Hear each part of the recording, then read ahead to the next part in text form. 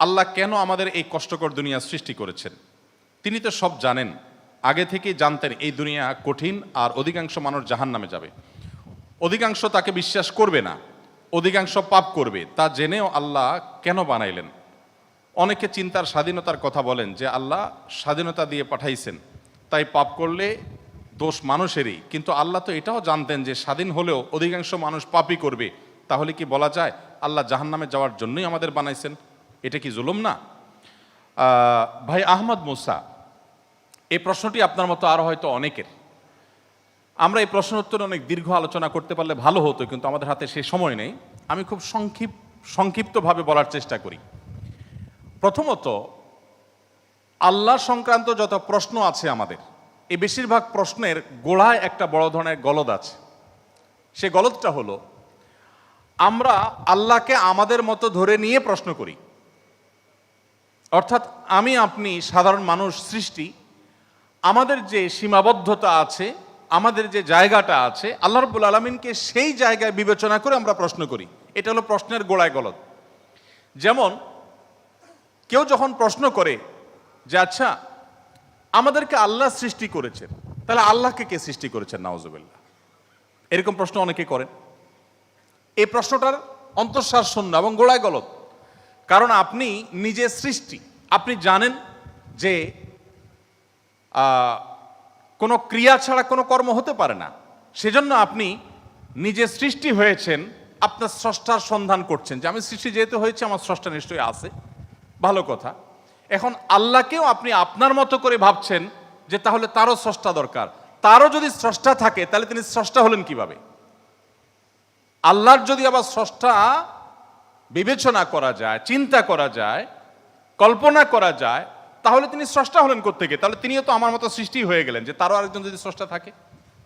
আল্লাহর কোনো স্রষ্টা থাকবে না, তিনি নিজেই স্বয়ং সম্পূর্ণ। এটা তো অবশ্যম্ভাবী, কারণ সৃষ্টি জগতের আমরা সবাই যখন সৃষ্টি, তাই সকল সৃষ্টির তো স্রষ্টা দরকার। তো স্রষ্টার যদি আবার মনে করেন যে তার আবার সৃষ্টিকর্তাকে, তাহলে সেক্ষেত্রে তিনি স্রষ্টা হলেন কই? তাকে তো আপনি আপনার মতো করে ভাবছেন। তো এইরকম গোড়ায় কিছু গলদ থাকে। এই প্রশ্ন উত্তরে আমি বলি, কোরআনে কারিমে আল্লাহ তাআলা বলেছেন, লা ইউসআলু আম্মা ইয়াফআল ওয়া হুম ইউসআলুন। মহান আল্লাহ তাআলা তার নিজের সত্তা সম্পর্কে বলছেন, তিনি যা কিছু করেন তার এই সমস্ত কাজের জন্য কারোর কাছে তিনি জবাবদিহি করতে বাধ্য নন। কারণ তিনি তো মহান সৃষ্টিকর্তা, তার তো কোনো স্রষ্টা নেই, তার উপরে কেউ নেই, তিনি কার কাছে জবাবদিহি করবেন? তার কোনো কাজের জন্য তিনি কারোর কাছে জবাবদিহি করেন না, কিন্তু সবাইকে তার কাছে জবাবদিহি করতে হয়। এখন আপনি যদি আল্লাহর কাছে কোনো বিষয়ে প্রশ্ন রাখেন, আল্লাহর ব্যাপারে আপনার যদি প্রশ্ন জাগে, তাহলে তার মানে আপনি আল্লাহকে জবাবদিহিতার আওতায় আনতে চাচ্ছেন। মহান সৃষ্টিকর্তা যিনি সকল কিছুর সৃষ্টিকর্তা, তাকেও যদি আপনি জবাবদিহিতার আওতায় আনতে চান, তাহলে তিনি মহান সৃষ্টিকর্তা হলেন কিভাবে সম্ভব? এবার আসা যাক, প্রশ্নে আপনি লিখেছেন যে বেশিরভাগ মানুষ জাহান্নামে যাবে আল্লাহ জানেন, তাহলে আর দরকার ছিল কি তৈরি করা? এখন এখানে রুটিন দায়িত্বপ্রাপ্ত উপাচার্য মহোদয় আছেন। যদি বলা হয় কোনো শিক্ষা প্রতিষ্ঠানের প্রধানকে যে স্যার, আপনি জানতেন আমরা বেশিরভাগ ছাত্র পরীক্ষা ভালো করব না, আমরা আন্দোলন সংগ্রাম নিয়ে ব্যস্ত ছিলাম, পরীক্ষাটা ভালো হবে না, আপনি জানতেন স্যার, তারপর আপনি পরীক্ষাটা কেন দিলেন বলেন? কোন কথার উপরে ঠিক? পরীক্ষা দেওয়া হয়েছে কেন এই জন্য?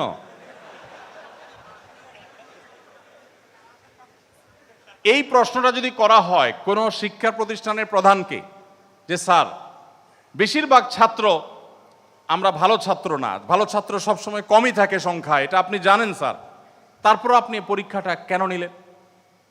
স্যার যদি পাল্টা প্রশ্ন করেন, পরীক্ষা যদি আমি না নিতাম, তাহলে তোমরা বলতো স্যার আমরা পরীক্ষা দিয়ে দেখতেন, সবাই পারতাম। এ কথা বলার অপশন থাকতো কি থাকতো না? স্যার আপনি পরীক্ষা দেন নাই কেন?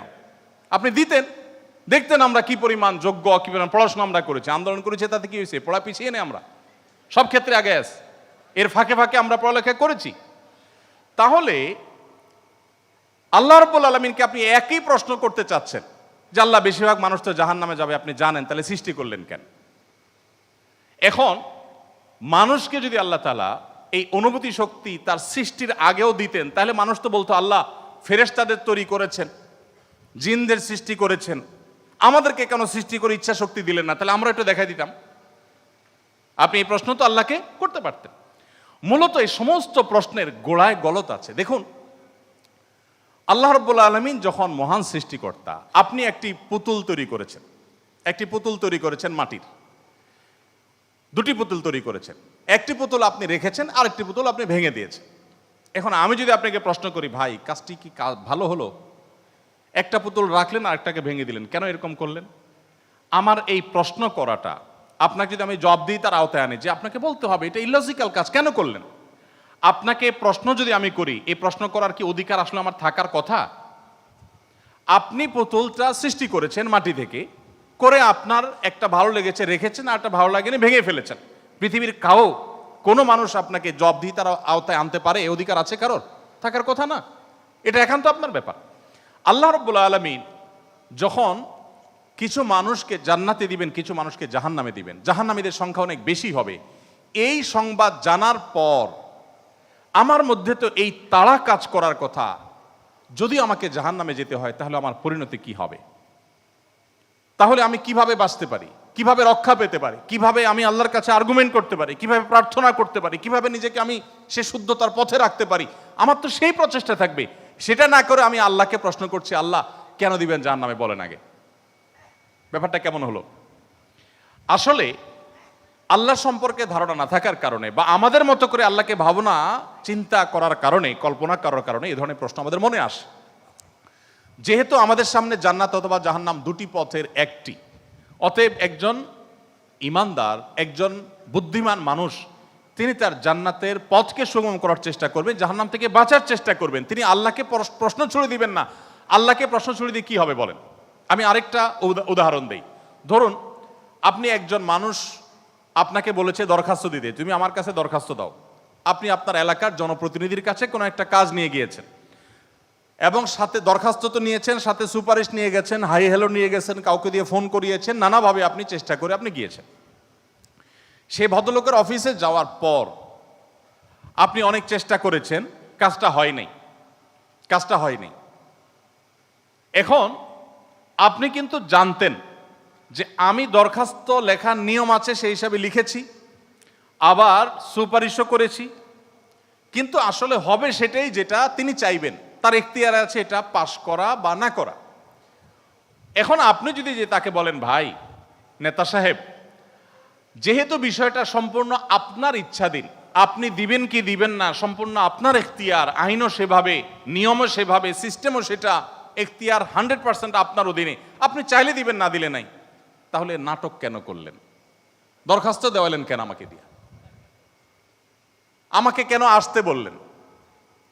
আপনি জানেন সিদ্ধান্ত নেতার হাতে, সিদ্ধান্ত জনপ্রতিনিধির হাতে, সিদ্ধান্ত সে ব্যক্তির হাতে। আপনি জানেন তিনি যা ডিসিশন নেবেন সেটাই হবে। এটা জানার পরও আপনি কিন্তু আপনার চেষ্টায় কোনো ত্রুটি করছেন না, এমনকি আপনি পাবেন না সেই সম্ভাবনা জোরালো হওয়া সত্ত্বেও আপনার চেষ্টা কিন্তু আপনি ত্রুটি করেন না। সেখানে আপনি মানুষ হয়ে বলছেন যে আল্লাহ যাকে জাহান্নামে দিবে সে তো জাহান্নামে যাবেই, এর ব্যত্যয় তো হবেই না, তাহলে আমার আর কষ্ট করে লাভটা কি? আরেকটি উদাহরণ মনে হয়েছে। এক ভদ্রলোক, তিনি একজন মুসলমানকে, একজন সন্দেহের মধ্যে থাকা মুসলমান, নামকাওস্তে মুসলমান, তিনি একজন সিরিয়াস মুসলমান, প্র্যাকটিসিং মুসলমানকে জিজ্ঞেস করতেছে, ভাই প্রতিদিন নামাজের জন্য আহ্বান করে, ভাই নামাজ পড়তে চলো। তো বেনামাজি মুসলমানটা বলে, না ভাই আমি যাব না। তো একদিন বলতেছে, আচ্ছা শুনেন, আল্লাহর ইচ্ছার বাইরে তো কিছু হয় না, আমি আসলে নামাজে যাই, এটা আল্লাহ চাচ্ছেন না, এই জন্য আমি যাই না। তো যেহেতু আল্লাহর ফয়সালা হয়ে গেছে, আমি যেতে পারছি না, তার মানে আল্লাহ আমাকে যাওয়ার তৌফিক দেন না, সেজন্য যাচ্ছি না। তাহলে আপনি অযথা চেষ্টা করে লাভ নাই, কেন আমাকে প্রতিদিন ডাকেন, কোনো দরকার নেই। তো এই ভদ্রলোক তিনি যখন বলেছেন যে আল্লাহ চাইলে তো আমি নামাজ এমনিই পড়তে যাব, আল্লাহ যখন আমার জন্য নামাজের ফয়সালা করবেন, আপনি ডাকা ছাড়াই আমি যাব, আর না করলে তো আমি যাব না, তাহলে আপনি অযথা কেন চেষ্টা করছেন?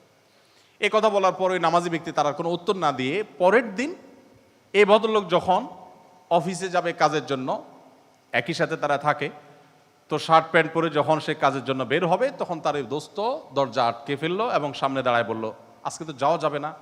তো বলে, কেন যাওয়া যাবে না? বলে যে আল্লাহ তো রিজিক দাতা, অতএব আপনার নসিবে যেটা আছে সেটা তো এমনিতেই আসবে, আর না থাকলে আসবে না, আপনি গেলেও আসবে না, তাহলে কেন যাচ্ছেন? রিজিকের ব্যাপারে আপনি নামধারী মুসলমান হিসাবে, নামসর্বস্ব মুসলমান হিসাবে আপনি বিশ্বাস করেন যে রিজিকে যা আমার বরাদ্দে আছে সেটা আসবেই, কিন্তু আমার চেষ্টা আমাকে করতে হবে। ওই যে ডিসিশন নেতার হাতে, কিন্তু আমাকে দরখাস্ত দিতে হবে, আমাকে অ্যাপ্রোচ করতে হবে, আমাকে চেষ্টা করতে হবে। আমার এই চেষ্টা করাটা হলো আমার দায়িত্ব। দিবেন কি দিবেন না 100% তার ইখতিয়ারে। আমি জানি তিনি না দিলে আমার চেষ্টা করেও কিছু হবে না, কিন্তু তাই বলে আমি চেষ্টা বন্ধ করব না। ঠিক একইভাবে আমি জান্নাতের জন্য চেষ্টা করব, এটা আমার কর্তব্য, এটা আমার বাঁচা মরার লড়াই।